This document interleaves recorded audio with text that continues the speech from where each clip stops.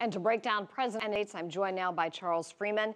He's the international principal at Forbes-Tate, a public policy. Tell us, what were your takeaways from President Xi's speech? Well, I think the interesting thing today was that he really talked about the commitment that China was making to the multilateral institutions and specifically the traditional multilateral institutions. A lot of times, we've been hearing for the last bit that China's trying to break away and create its own international norms with the Asian Infrastructure Investment Bank and things like this. And today, China and President Xi really stepped up to the plate and said, I'm going to put $1 billion towards peace and development. We're going to commit a permanent set of troops.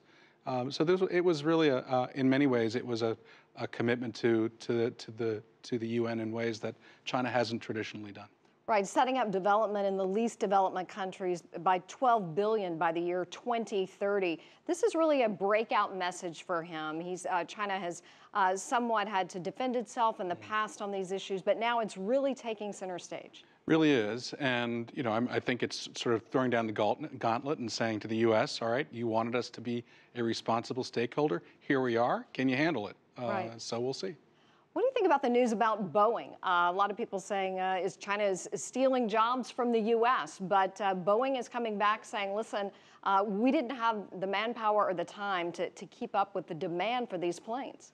Well, I think what Boeing has done is a little bit canny and a little bit interesting. What they've done is they've essentially moved some of the finishing over to China or for the Chinese planes. But frankly, that's not something that they do for customers anyway, unless customers ask. So in many ways, it just makes good sense to move the production closer to the customer and, have a nice payday while they're at it. China really met some of the tech companies head on. He met Mark Zuckerberg from Facebook, Apple, all the big giants were there. What were they asking of President Xi Jinping?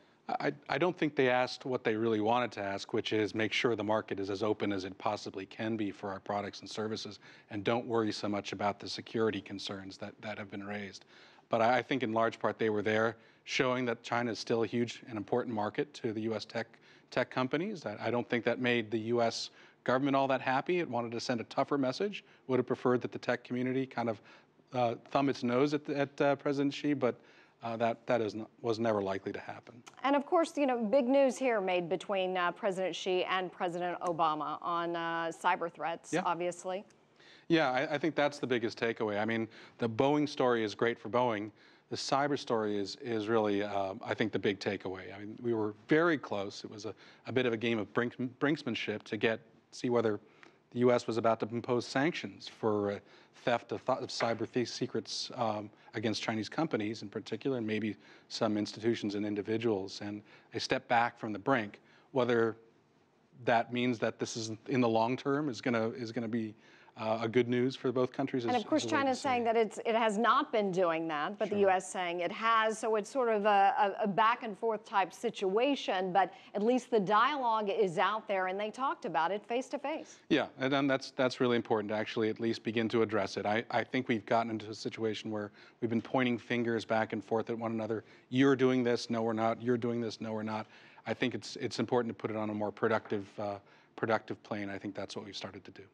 What do you think the next meeting is going to be like between them, Charles? Where do you think we'll be? I think the next meeting between President Obama and President Xi will be President Obama taking a bit of a curtain call. Yes, obviously. I hope that President Xi continues to listen to what President Obama says and doesn't just wait for the next guy.